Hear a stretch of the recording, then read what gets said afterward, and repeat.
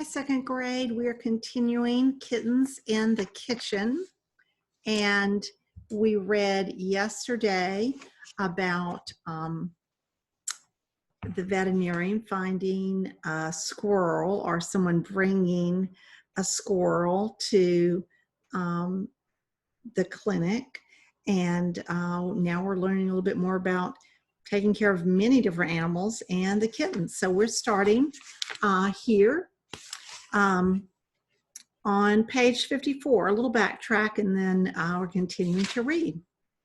Once Walton was happily eating, Mandy showed Mrs. Williams the new arrangements for Smokey, Patch, Amy, and Eric. To her surprise, the custodian's wife actually offered to help. "Don't tell my husband."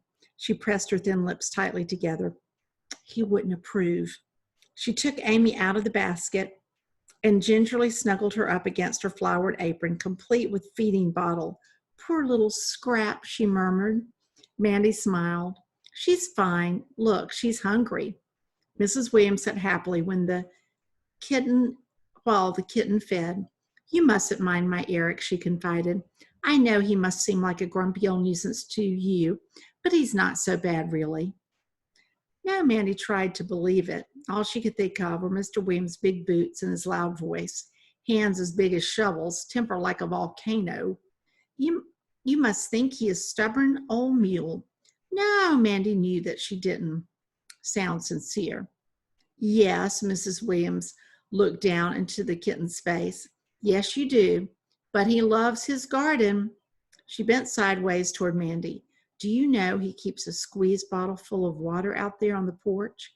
If a cat comes anywhere near his roses, looking as if it's going to dig, Eric pulls out the bottle. You should hear him when he scores a direct hit." "One wet cat," Mandy joined in the laughter. "I was thinking he might give us a little longer than a week," she said. "Even when we find homes for the kittens, Walton will have to go on looking after them for quite a while. The less we need to move them around, the better." She looked pleadingly at Mrs. Williams. "Maybe you could persuade him." "Hope by name, hopeful by nature," Mrs. Williams said, but she was shaking her head. "No, I know Eric. He's made up his mind." "Can't you just try?" Mandy was busy cleaning up the bottles and saucers. But this time Mrs. Williams wouldn't bend. "No, it's not fair to him. He won't come into his own kitchen as it is." I know," she interrupted Mandy's protest. "It's not sensible. But Eric's not always a sensible man." "Who is?" "I'll tell you something else. He has a lot of pain, bending and kneeling and such. Arthritis in the knees. Very painful." She lowered her voice. "To tell you the truth, we don't mention it in case the school happens to hear. He's worried about his job." Mandy nodded. Suddenly, Mr. Williams seemed human after all. "I'm sorry to hear that." "Well, don't say I told you," Mrs. Williams warned. They were standing out on the porch. Walton was perched on the rim of the laundry basket, licking herself clean. "He's out playing darts this evening. It cheers him up." Mrs. Williams stared up at the pebbled clouds. "But Eric's a worried man. It's the job, the house, everything. And the pain, of course. I can't even get him to go to the doctor." She glanced at Mandy. "So, you see, I can't ask him to do any more. Can I? He's done enough already."